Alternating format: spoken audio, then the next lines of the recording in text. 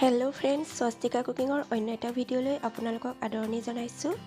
আজি মই লৈ আহিছো ৰঙলা গুটিৰ চাটনিৰ এটা ৰেচিপি। আশা কৰো ৰেচিপিটো চাই আপোনালোকে ভাল পাব। আহকচোন ভিডিঅ'টো আৰম্ভ কৰো। ৰেচিপিটোৰ বাবে মই ইয়াত লৈছো শুকান ৰঙলা গুটি আধা কাপ।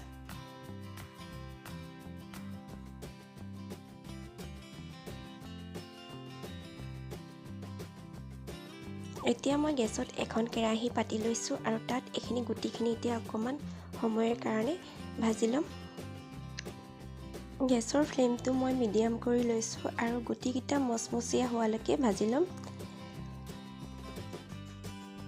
কম জুইত লৰাই ভালদৰে গুটিখিনি ভাজি ল'ব, তেতিয়াহে চাটনিটো খাবলৈ ভাল হয়। এতিয়া মই আৰু ৰঙলা গুটিকিটা ভাজি লোৱা হৈ গ'ল, প্ৰায় 10 মিনিটমান সময় লাগিল। এতিয়া মই গেছৰ ফ্লেমটো অফ কৰি লৈছো। গেছৰ ফ্লেমটো মই অফ কৰি ললো আৰু এতিয়া এই গুটিকিটা ঠাণ্ডা হ'বলৈ দিম। ঠাণ্ডা হোৱাৰ পিছতহে মই মিক্সিত পিচি ল'ম। এতিয়া মই গেছত আকৌ এখন সৰু পেন পাতি লৈছো আৰু তাতে অকণমান মিঠাতেল দি দিছো। এতিয়া তেলখিনি গৰম হ'বলৈ দিছো আৰু এয়া তেলখিনি গৰম হ'লত ইয়াত দি দিছো কেইফুটামান নহৰু, লগতে শুকান জলকীয়া আৰু দুখিলামান নৰসিংহ পাত।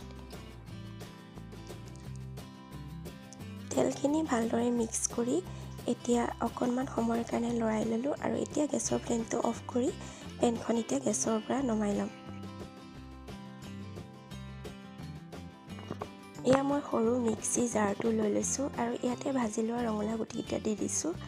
লগতে দি দিছো কুটি লোৱা অকণমান পিঁয়াজ আৰু নহৰু আৰু এয়া ঠাণ্ডা হ'লত তেলখিনিও ইয়াতে দি ললো আৰু এতিয়া এইখিনি ভালদৰে পিচি ল'ম। এয়া মোৰ চাটনিখিনি পিচি লোৱা হৈ গ'ল। এইখিনি মই অলপ মিহিকে পিচি লৈছো।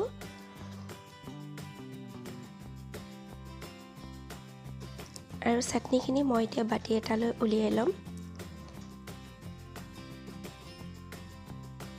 আৰু যিকোনো চাটনিত অকণমান টেঙা হ'লে ভাল লাগে, গতিকে মই ইয়াত অকণমান নেমু চেপি দিছো আৰু লগতে দি দিছো সোৱাদ অনুসৰি অকণমান নিমখ।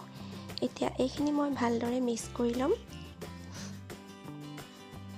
আৰু মোৰ এই চাটনিৰ ৰেচিপিটো ৰেডি হৈ গ'ল আৰু আপোনালোকে ৰেচিপিটো চাই কেনেকুৱা পালে প্লিজ কমেণ্ট কৰি জনাবলৈ নাপাহৰিব।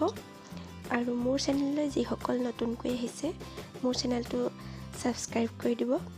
আজিলৈ আহোঁ, বাই বাই।